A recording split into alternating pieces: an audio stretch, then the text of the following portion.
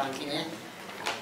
Viete, že už 2 roky sa zaoberá problémom, ktorý trápi všetkých Rohovčanov, ale zatiaľ sa neozvali, ale zrejme prídu na to, keď prídu vyúčtovania za vodu za druhý polrok 2014.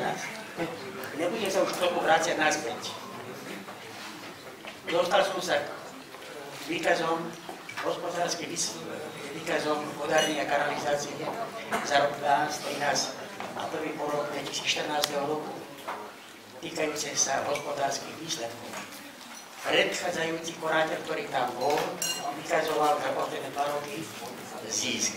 Teraz nejde tu na výšku, to nie je podstatné, podstatné je to, že zisk tam bol vytvorený, ale nástupom nového konateľa za tie 2 roky uplynulé plus prvý polrok tohoto roku jednoznačne preukazuje, že strata bude aj v roku 2014. Keď som si prečítal správu dozornej rady, tak tam v jednej časti konštatovala dozorná rada, že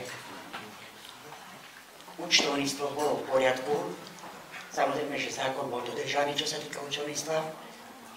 A to zhodnotenie príčin straty za rok 2013 konateľom, už som to niekde hovoril, ja by som sa po to nepodpísal. A na základe týchto výsledkov z prvého polroka 2014 domnievam sa a doporučujem a prosil by som poslancov zaviazať, alebo teda proste svojím zákonným spôsobom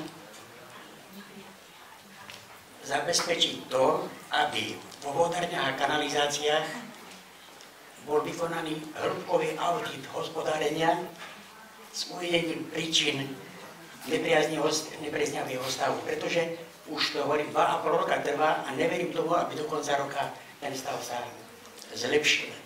Ja neviem, na čo čakáme, či hospodárska komisia na čele s pánom inžinierom, teraz pane, ako sa volá, je tak spokojná, že skonštatovala, prijala, zobrala to na vedomie, ten stav v tých vodárniach a kanalizáciách a týmto pre nich skončilo.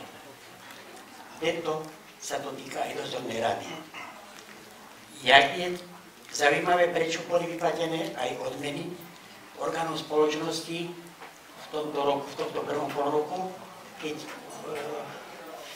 spoločnosť vykazuje permanentne 2,5 roka straty.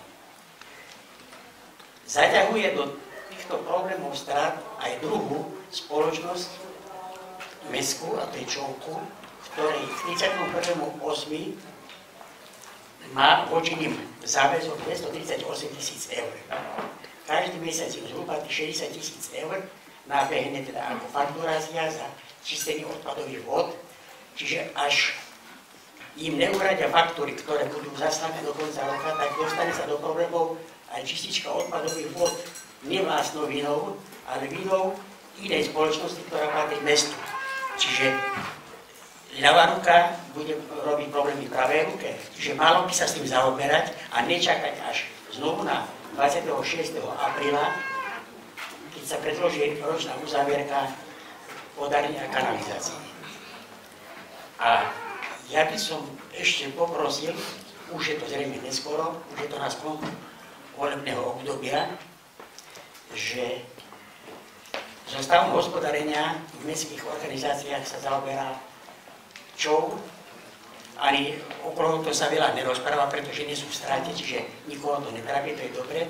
Bytový podnik tam dáva svoju uzavierku vodárne kanalizácie, ale my máme predsa ešte ďalšie mestské organizácie, o tých sa ako si nehovorí a mesto tam má vložený majetok. Čiže bolo by dobre, keby tí poslanci, ktorí, a zvlášť hovorím tento hospodársky výbor, aby sa zaoberali aj otázkou ostatných mestských organizácií a zhodnotili, aby sa nestalo to, že zistíme na konci volebného obdobia alebo na konci hospodárskeho roka, že tam sa udiali niektoré veci také, ktoré nie sú v súlade so zákonom alebo so záujmami mesta. Vy predsa zodpovedáte za majetok mesta. Ďakujem pekne. Ďakujem. Zodpovedne môžem povedať sú tam dozorné rady, ktoré sledujú jedno s druhým, ale dobre dostanete, ja úplne k tej vode a všetko nevie vysvetliť, pán konateľ je momentálne mimo Lohovec, takže keď príde ten nahrávku a teda zodpovie vám